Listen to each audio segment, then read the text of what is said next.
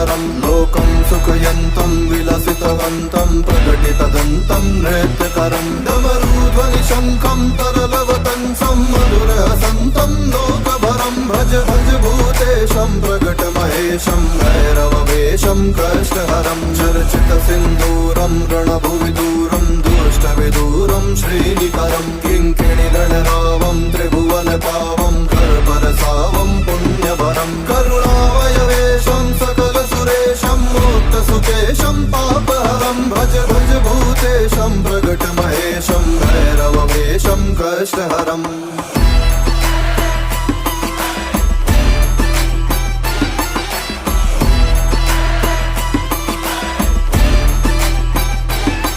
कलिमग संहारं मदन विहारं फणिपतिहारं